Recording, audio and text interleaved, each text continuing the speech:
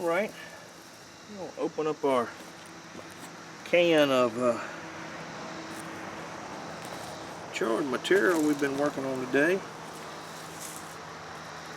This was what it started out looking like, and we made us some char cloth, and we actually made that in our little pop can, and that worked well. We used an old pair of shorts. It was cloth, cotton cloth, and put it in there, put it on the fire. Now your pop can, in my experience, has usually been a one-shot wonder. It'll work good one time and it kind of destroys the can a little bit. I guess if you babied it a little bit, or could find a little bit better can, soup can or something a little heavier, it would do a little better and last a little longer. Now in this can we had some natural materials. Like I said, we used the pop can and some cloth, and this is some of the material here. And we had some string in there, and we had some, we had a little bit of cloth, and we had some cedar, just green cedar limbs. Now, a green cedar limb burns readily on a hot fire.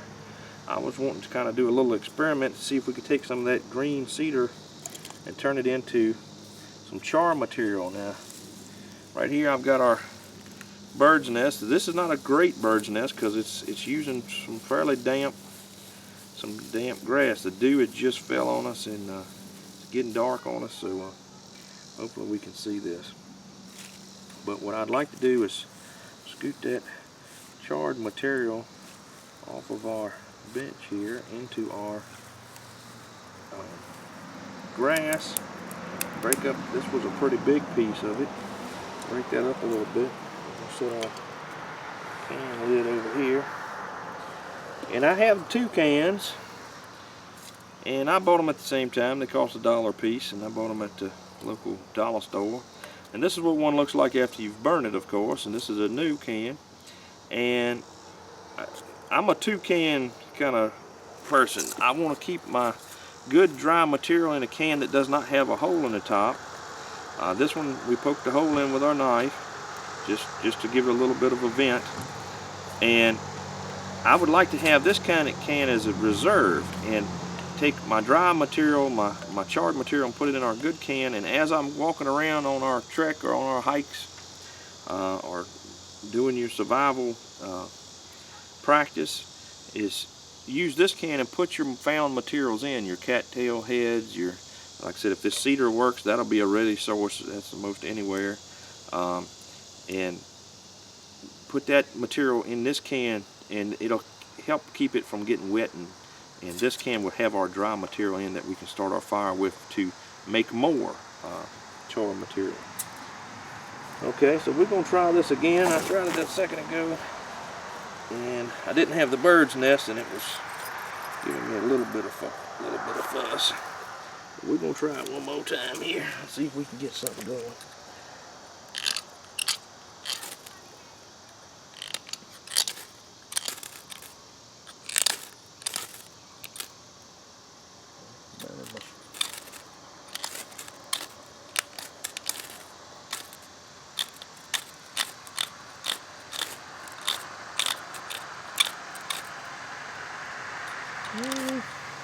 It's wanting to catch. This ferrocerium rod I have is from Fox Ridge Arms. That's our business, and it's a good one. And you can tell it throws plenty of sparks. There we go. It caught a little bit there.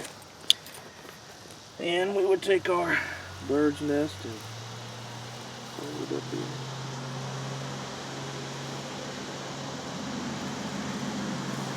Well, I had it. It was there. It wasn't where our char material was, though. It was on our bird's nest itself. So I'm not doing very good aim with our ferrocerium rod here.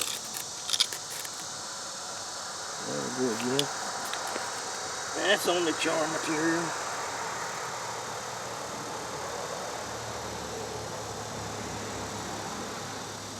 And that one just didn't do very good.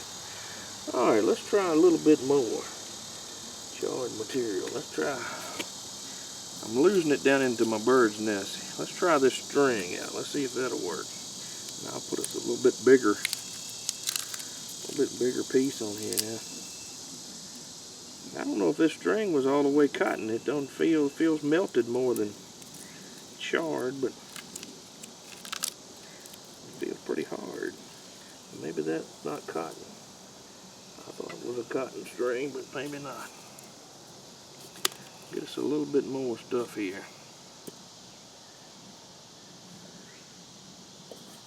Try that. So far, unimpressed with the cedar, but I'm sure it would work in a pinch.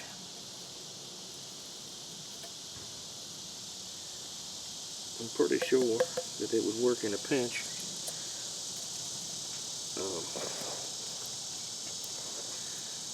And with better, this, like I said, this bird's nest is fairly wet now that the dew has fell.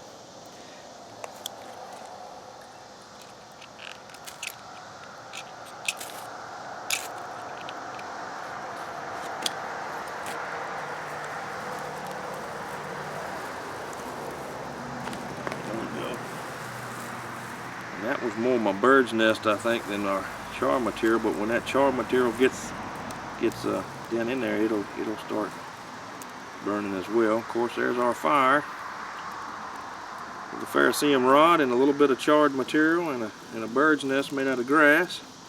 I'm gonna put that over here in our fire pit. And so to review, today we used, and this string, I'm not impressed with the string, so I don't know if I'd do that again.